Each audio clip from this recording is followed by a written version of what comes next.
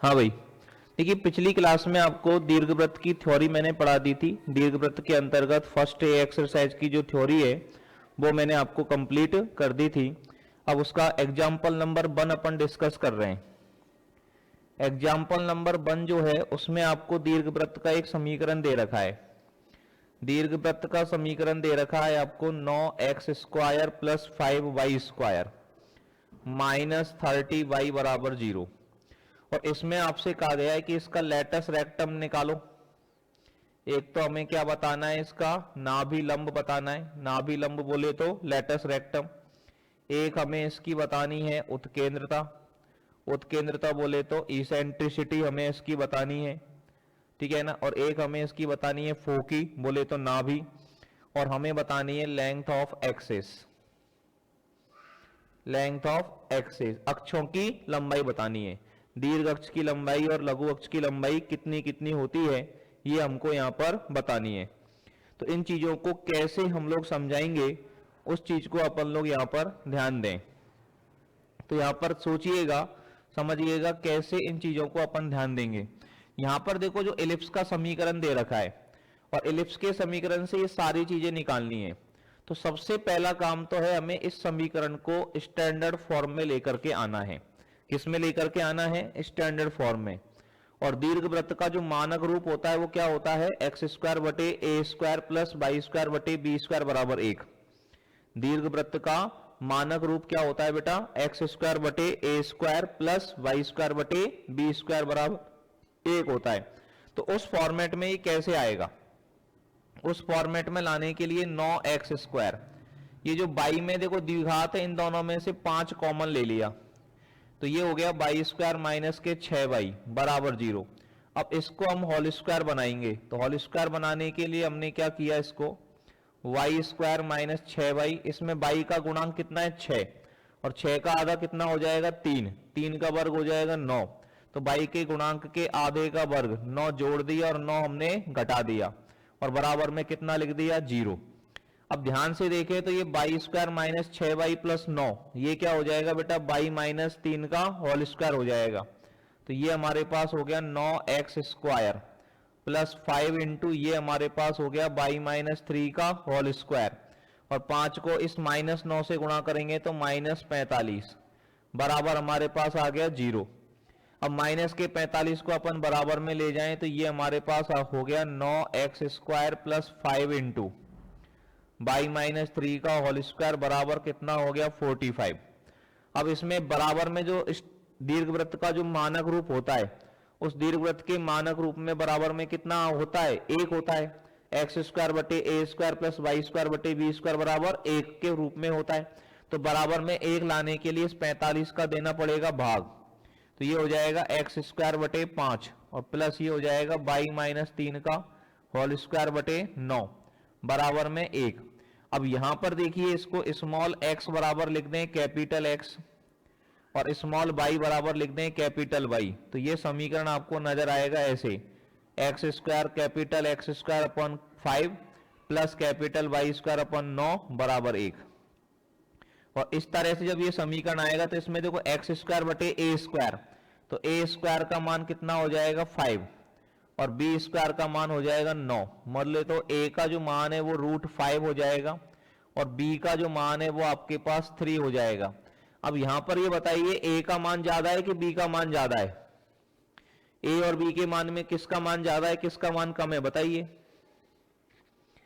Small a और small b के मान में कौन सा मान ज्यादा है और कौन सा मान कम है? बताइए। b का मान ज्यादा है, 3 ज्यादा है, √5 का मान तो 2 पॉइंट समथिंग आएगा। तो यहां पर आपको ये पता चल रहा है आराम से कि b ग्रेटर देन क्या है? a। स्मॉल b की वैल्यू स्मॉल a के मान से ज्यादा है। सही है ये बात? यस और नो? सही है बात? यस और नो? Yes sir. तो यहां पर small b greater than small a है।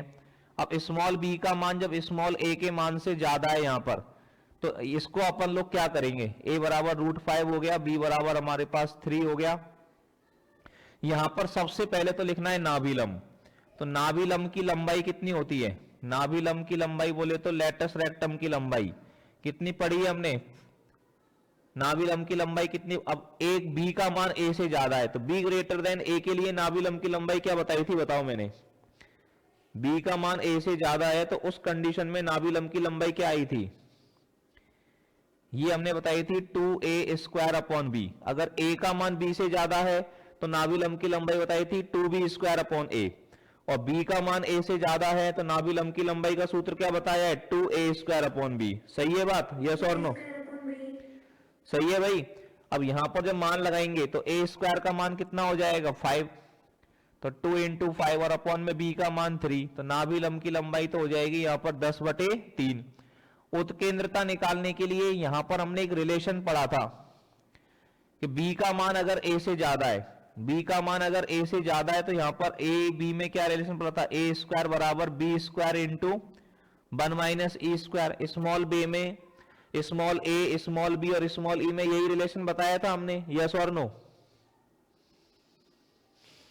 अगर मान लो a का मान कम है b का मान ज्यादा है तो स्मॉल a में स्मॉल b में और स्मॉल e में जो रिलेशन बताया था, स्मॉल a स्मॉल b और स्मॉल e में, ये मैंने आपको पिछली 2 क्लासेज में बताए अच्छे से, तो उन क्लासेज को अच्छे से देखो, थ्योरीज को रिपीट करो, थ्योरीज को समझो अच्छे से। तो a स्क्वायर बराबर कितना है यहाँ पर, b square into 1 minus e square. अब ये जो सूत्र हमारे पास में, इससे हमें e का मान निकालना है उत्केंद्रता, तो a स्क्वायर का मान तो लगा देंगे 5, बी स्क्वायर का मान कितना हो गया 9 इंटू 1 माइनस ई स्क्वायर हो जाएगा। तो यहां से ई 1 माइनस ई स्क्वायर बराबर कितना हो गया 5/9, तो बोले तो ई स्क्वायर बराबर आ जाएगा 1 माइनस 5/9। ये इधर 5/9 को इधर ले आए, ई स्क्वायर को उधर ले गए, तो 1 माइनस 5/9 को सॉल्व करेंगे तो ये 4/9 हो जाएगा और यहां से ई बराबर आ जाएगा 2/3।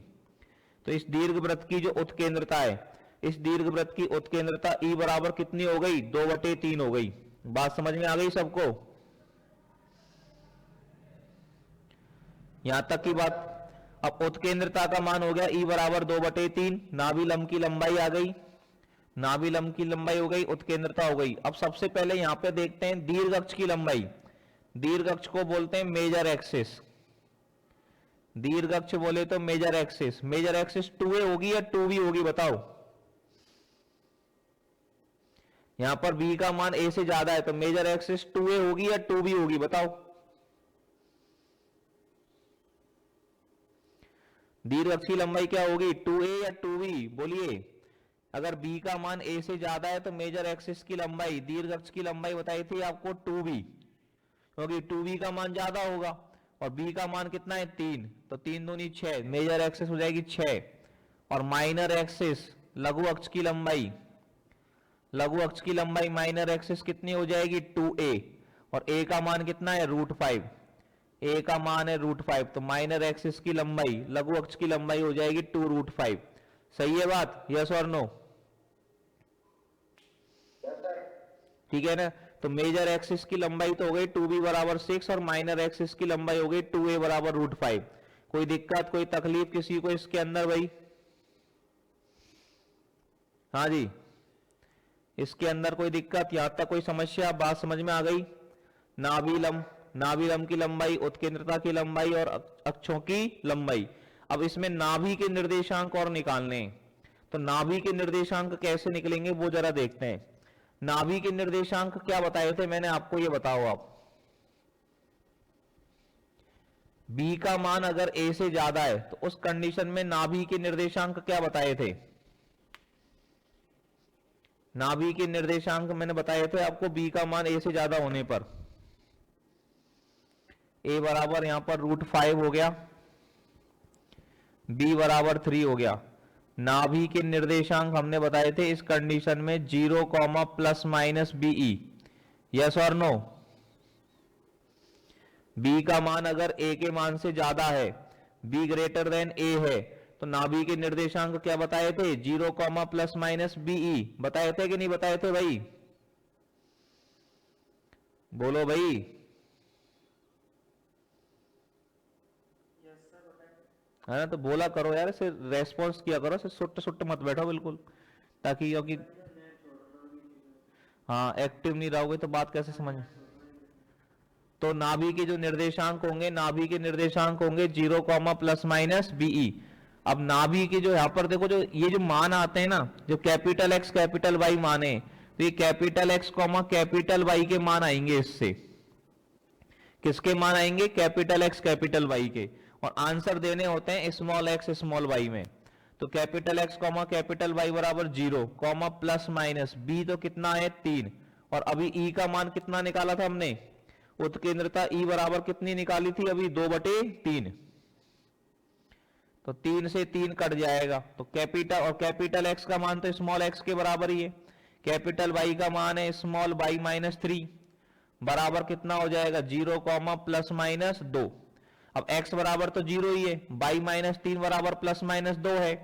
अब y माइनस 3 बराबर प्लस माइनस 2 बोलेंगे तो y बराबर कितना आ जाएगा? 3 प्लस माइनस 2, माइनस 3 को उधर ले जाएंगे, प्लस 3 हो जाएगा। तो small x comma small y बराबर क्या आ जाएगा? स्मॉल x का मान तो 0 ही है और y माइनस 3 का मान प्लस माइनस 2 है, तो y माइनस 3 बराबर प्लस माइनस 2, तो y का मान क्या आएगा? 3 को उधर ले गए, 3 प्लस माइनस 2। अब प्लस का चिन्ह लेंगे तो 0,5 हो जाएगा, ठीक है ना, एंड। और माइनस का चिन्ह लेंगे तो 0,1 हो जाएगा। तो नाभि के जो निर्देशांक होंगे यहाँ पर, नाभि के निर्देशांक हो जाएंगे 0,5 और 0,1। ये आपका पहला प्रश्न है। तो पहले प्रश्न में हमने यहाँ पर नाभि लंब की लंबाई निकाल करके बताई आपको, नाभि के निर्देशांक निकाल करके बताए कि नाभि के निर्देशांक कितने हैं, ठीक है ना, और अक्षों की लंबाई बताई हमने और उत्केंद्रता बताई। तो पहला एग्जांपल समझ में आ गया सभी को अच्छे से? बोलिए भाई, यस और नो? ठीक है, पंकज, राज, एकता, ठीक है। चलिए एग्जाम्पल नंबर 2 पढ़िएगा। दूसरा एग्जाम्पल हम लोगों से क्या कहना चाह रहा है, एग्जाम्पल नंबर 2 को ध्यान से पढ़ा जाए। एग्जाम्पल नंबर 2 जो है वो हम लोगों से क्या कहना चाह रहा है, एग्जाम्पल नंबर 2 को ध्यान से समझे भाई। एग्जाम्पल नंबर 2 को फोकस किया जाए। एग्जाम्पल नंबर 2 जो है वो हमसे क्या चाहता है, ये हम लोगों से क्या कहना चाह रहा है, एग्जाम्पल नंबर 2 उसको देखा जाए।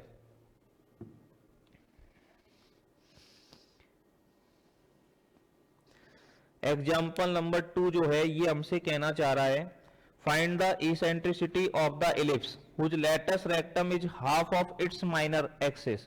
मतलब इसमें क्या दे रखा है, लेटस रेक्टम बोले तो नाभि लंब की जो लंबाई है वो आधी है किसकी? इसकी लघु अक्ष की, माइनर एक्सिस की आधी है। मतलब यहां पर प्रश्न में ये बोल रहा है कि अगर लेटस रेक्टम की लंबाई माइनर एक्सिस के आधी है, लेटस रेक्टम बोले तो नाभि लंब की लंबाई माइनर एक्सिस की आधी है, लघु अक्ष की आधी है, तो उत्केंद्रता ई का मान बताइए, इसेंट्रिसिटी ई का मान बताइए कितना होगा। अब देखो नाभि लंब की लंबाई का जो सूत्र हमने पढ़ा है 2a² पढ़ा है। ये कौन से केस में, जब कुछ भी अगर नहीं दिया गया है प्रश्न में, कौन छोटा है कौन बड़ा है, तो हम जनरली a b मानकर चलेंगे।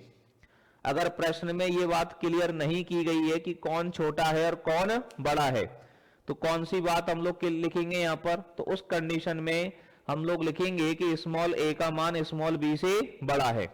उस कंडीशन में ये बात मानकर चलेंगे कि किसकी वैल्यू बड़ी है, a की वैल्यू बड़ी है और b की वैल्यू छोटी है। तो नाभि लंब की लंबाई a b के लिए हमने बताई थी 2a² और लघु अक्ष की लंबाई बताई थी हमने 2b, a b है तो b से b कट जाएगा और ये हो जाएगा 2a² बराबर b²। ठीक है, अब यहां पर a b के लिए हमने एक सूत्र पढ़ा था b² बराबर a² इंटू 1 - e²। अगर a b है उस कंडीशन में ये सूत्र ये होता है, तो b² का मान कितना लगा देंगे, इस कंडीशन में b² का मान लगा देंगे हम a² इंटू 1 - e²। a² से a² कट जाएगा तो 2 बराबर हो गया 1 - e²। 2 बराबर कितना हो गया, 1 - e²। हो गया कि नहीं हो गया भाई? सही है, यस और नो? अपन ने गलत तो नहीं लिख दिया?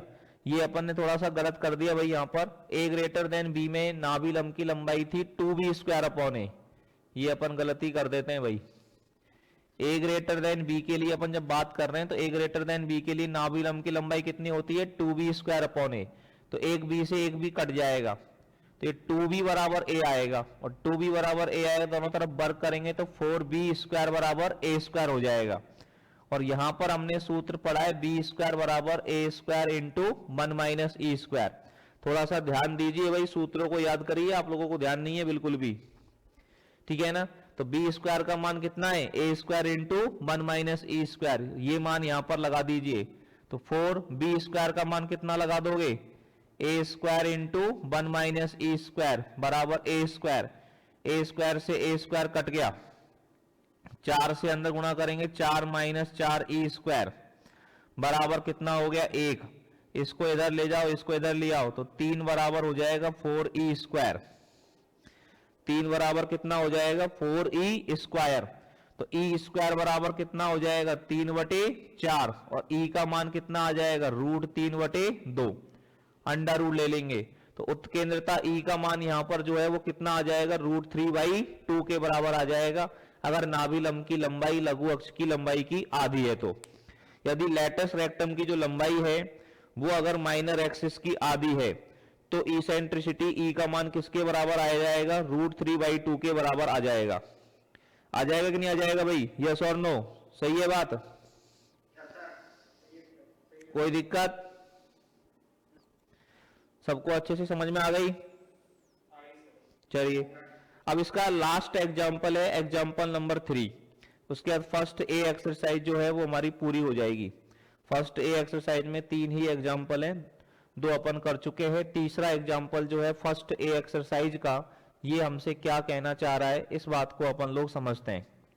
एग्जांपल नंबर 3 जो है ये क्या कहना चाह रहा है इस बात को पकड़िएगा। एग्जाम्पल नंबर 3 ये कहना चाह रहा है find the equation of the ellipse. ये कह रहा है एक एलिप्स का समीकरण ज्ञात करो, दीर्घवृत्त का समीकरण ज्ञात करो जिसमें आपको इसेंट्रिसिटी बोले तो उत्केंद्रता ई बराबर 2/3 दे रखी है और लेटस रेक्टम आपको दे रखा है। क्या दे रखा है आपको लेटस रेक्टम। लेटस रेक्टम का मतलब होता है नाभि लंब, ये आपको दे रखा है 5 और लेटस रेक्टम की लंबाई अभी अभी कितनी बताई थी हमने, ए का मान अगर बी से बड़ा है तो ए ग्रेटर देन बी के लिए नाभि लंब की लंबाई कितनी बताई है 2b² अपॉन ए। वेरी गुड, बराबर कितना है 5। अब देखिए 2b² अपॉन ए बराबर 5 है तो 2b² बराबर हो गया 5a और b² का सूत्र क्या बताया था अभी अभी मैंने, b² का सूत्र बताया था a² इंटू 1 माइनस e² बराबर 5a। तो a से a कट गया तो ये हो गया 2a और 1 माइनस e का मान दे रखा है आपको 2/3। तो e का मान 2/3 दे रखा है तो e² का मान कितना हो जाएगा 4/9 बराबर में 5। तो ये हो गया 2a इंटू 1 माइनस 4/9, ये कितना हो जाएगा 5/9 बराबर 5। 5 से 5 कैंसिल तो a का मान कितना आ जाएगा 9/2। अब a का मान आ गया 9/2, e का मान है ही है और b² बराबर, अब a का मान 9/2 आ गया तो a का मान 9, ये समीकरण नंबर 1, ये समीकरण 2 दे दो, ये समीकरण 3, a का मान 9/2 लगा दो समीकरण 2 में। समीकरण 2 में लगा देंगे तो 2b² बराबर 5 इंटू 9/2 तो b² बराबर कितना आ जाएगा 45/4, 2 नीचे आ जाएगा। अब a का मान आ गया, b का मान आ गया तो दीर्घवृत्त का समीकरण क्या होता है, दीर्घवृत्त का समीकरण क्या सूत्र होता है x²/a² प्लस y²/b² बराबर 1। यही बताया दीर्घवृत्त के समीकरण का सूत्र, यस और नो। अब दीर्घवृत्त के समीकरण का सूत्र हो गया x²/a² प्लस y²/b² बराबर 1। तो ये हो गया x²/a², कितना हो जाएगा 81/4 प्लस y²/b² कितना हो गया 45/4 बराबर 1। अभी 4 कहां चले जाएंगे ऊपर, बटे का 4 ऊपर चला जाएगा तो इसको लिख देंगे 4x²/81 और इसमें 4 ऊपर चला जाएगा तो ये क्या हो जाएगा 4y²/45 बराबर 1। ये हमारे पास दीर्घवृत्त का समीकरण आ गया। तो दीर्घवृत्त का जो समीकरण है वो हमारे पास क्या हो गया, 4x² बटे 81 प्लस 4y² अपॉन 45 बराबर 1। क्लियर है भाई? हाँ जी, समझ में आ गया सभी को एग्जाम्पल नंबर 3 अच्छे से? इसमें कोई दिक्कत, कोई तकलीफ किसी को भाई? तो ये आपकी फर्स्ट ए एक्सरसाइज जो है यहाँ पर अच्छे से तैयार हो गई है। फर्स्ट ए एक्सरसाइज यहाँ पर कंप्लीट हो गई है, ठीक है ना। कल अपन स्टार्ट करेंगे इसकी फर्स्ट बी एक्सरसाइज। कल स्टार्ट करेंगे अपन इसकी फर्स्ट बी एक्सरसाइज।